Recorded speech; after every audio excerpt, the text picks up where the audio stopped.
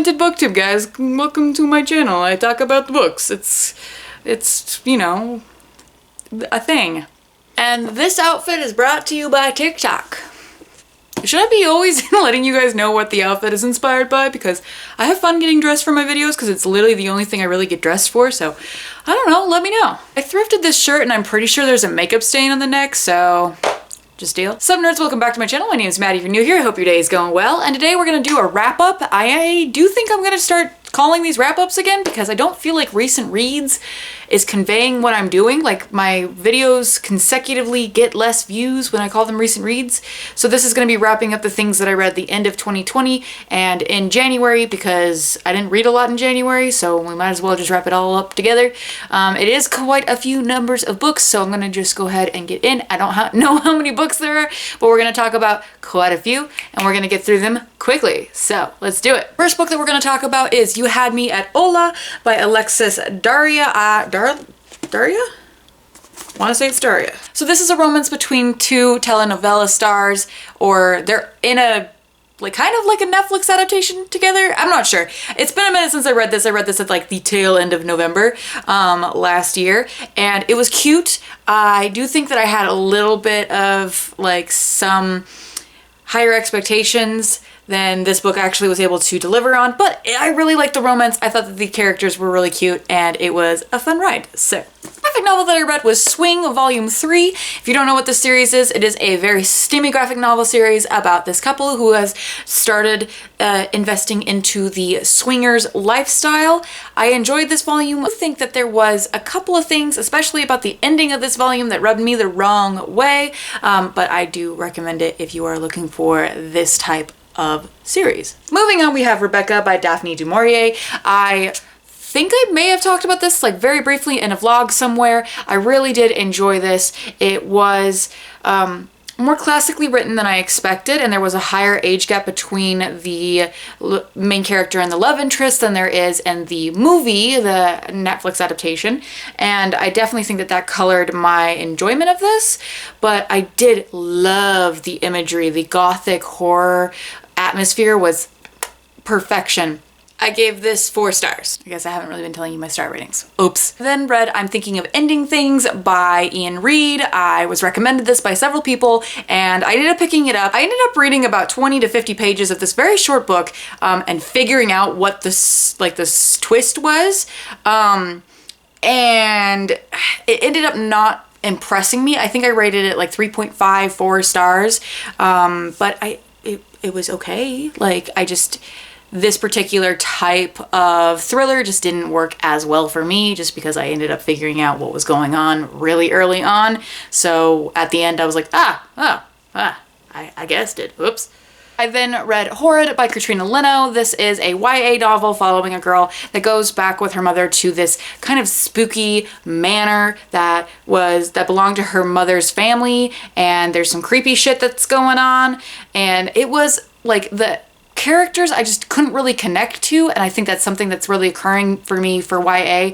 I'm distancing myself from YA so much nowadays. I don't really find enjoyment in YA novels anymore, which is unfortunate, but this one was okay. I wanted a little bit more from it, but it was like a 3-star read. Also read Piranesi by Susanna Clark. If you've watched my best books of the year and also my tier ranking video for the Goodreads Choice Awards for Fantasy of 2020, you will know that I really enjoyed this book. It's really hard to explain. It's basically like a Greek god mind fucking you, and that's all I'm gonna give you. It was enjoyable for me. You may like it, who knows? I thought it was very, very, very well done, and I'm not gonna give you any more information about it because reasons. And in December I also read From Blood and Ash by Jennifer L. Armentrout. I didn't like it. I tabbed it up. I have a rant review about it. I gave it 1 star, and I still have a lot of concerns about why people really like this book. I don't know if I read the wrong version or something, but there's no consent in this book. It really made me very unhappy, and when I posted that video about being unhappy with this book, I lost a lot of subscribers, which is not necessarily a bad thing. I don't really think that you should follow creators if they don't have the same tastes as you, and I would prefer people leave instead of like hating on me in the comments for having an opinion, but this book specifically I have some confusion on because people really love it, and I just don't know why. And that's not on them. That's on me. I just wasn't my cup of tea. That's for sure. I'll link the rant review in somewhere. Or not. You can go to my channel and find it, I'm sure. I also read Ice Planet Barbarians by Ruby Dixon, and this book was like a 2-star read. I don't know. I did a review for this on my Patreon, so if you are interested in hearing more of my in-depth thoughts about this book, you can watch that video and become a patron, which is super exciting. Then I also read The Once and Future Witches by Alex E. Harrow. I really enjoyed this book. This is about 3 sisters who reunite after several years apart, and it's at the basically turn of the century, first wave of feminism, and there's this witchiness, and it's just really good. I would recommend it. If you like witchy shit, just read it. I don't have the ability of like explaining things right now. These recent read videos are kind of like me just being like showing you a book and being like, you should read this or you should not read this, depending on my taste, which is pretty much what a booktube channel is. So I don't know, I invented YouTube. I invented booktube, guys. Welcome to my channel. I talk about books. It's you know, a thing. All right, so I did read a fantasy romance called Radiance by Grace, and this book was absolutely enjoyable. I can't remember who was yelling at me to read this. I feel like several of my live shows someone was like, read Radiance, and I was like, okay, and then I never got around to it, and then I finally got around to it, and I really enjoyed this. The main character and the love interest basically have to have this like marriage of convenience trope, and they, on their wedding day, are like, yeah, I don't find you attractive at all, but we're gonna do this because we kind of have to, so okay. And then they get married, and then they have this like slow burn romance, and it's adorable, and it's also fantasy, and there's consent, and it's like, why can't we have more of this and less of this? I don't understand. Moving on. I read another graphic novel called Bury the Lead, and this was about a journalist. I think I read this at some point in December when I was trying to hit 99, or when I was trying to hit 100 books, which I did not end up hitting last year, which is disappointing to say the least. But I read this and could not really tell you what happened in it anymore, other than the main character was kind of a bad person, and she was also a chaotic bisexual mess. So there's that on that, but like, she was not a good person. That's all I really remember. And then I read These Violent Delights. This is a Romeo and Juliet retelling set in like 1920s Hong Kong, Shanghai. Fuck, I don't remember. Shanghai, okay. I really did enjoy this. It was like another 3.5, 4-star for me though. This book does follow Romeo and Juliet pretty closely for the first half of it, and then the second half of it really does devolve away from the original play. And I am a Shakespeare nerd. If you've been on the channel for a while, you may know that. So I have a little bit of trouble kind of following where we were going, because some of the characters are literally named after characters in the play, but other characters are not based on anybody in the play. And towards the end of the book, things just kind of diverge, and I guess it is going to be a series, which if you know the ending of Romeo and Juliet, you know that that's kind of not really what happens. So I don't know. I did enjoy it. I liked some of the magic style. I did like the magic system and the character interactions, but it did feel a little too long too. Like, I feel like that's another thing that I've been encountering. A lot of books recently, especially young adult too, have been too long for what their actual like plot line is. So it kind of just meanders a little bit, especially in the middle and towards the end, where I'm like, okay, a lot of the end of this book basically it was wrapped up 100 pages ago, but we're still going for some reason, and I don't know why. But yeah, there's that. I also read Hearts in Darkness. I don't know the author on this one. It's about this guy and a girl getting locked in an elevator and having sex, and they don't have cell phones with flashlights on them, even though this was definitely something that took place in a time where flashlights on cell phones were a thing. Yeah. I also read Mary Inkmas. I could not tell you what happened in this book. This was at the end of December when my life was busy and crazy, and I was trying to read way too much in a very short period of time, and this made no impact on me whatsoever, unfortunately. I'm doing great, guys.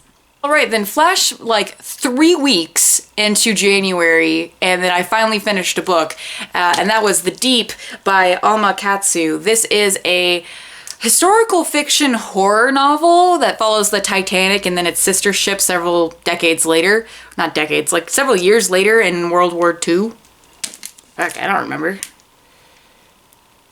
Yeah, no, World War I. I'm dumb. Okay, in World War I. My bad. So this had a very spooky atmosphere, and I really did enjoy the parts that were on the Titanic. And like, you know what's gonna happen to the people on the Titanic, but it just kind of happens really abruptly.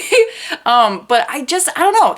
I wanted a lot more from it. It was definitely a 3-star read. It was the first book that I finished this year, and I'm happy for that, but it was also kind of a letdown. I was hoping for a little bit more spookiness, some scariness. Like, I don't know.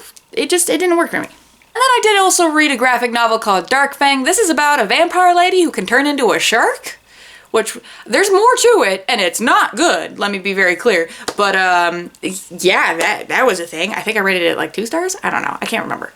And this is one that I read recently, so doing really good for myself, guys. And then I picked up Deal with the Devil by Kit Rocha, which apparently is an author duo. I heard about this somewhere. I don't know if it was on Twitter or Goodreads, but this is a post-apocalyptic world, vaguely like Trail of Lightning in some ways, and I did really enjoy it, but it definitely follows more of a romance plotline than a like post-apocalyptic fantasy plotline.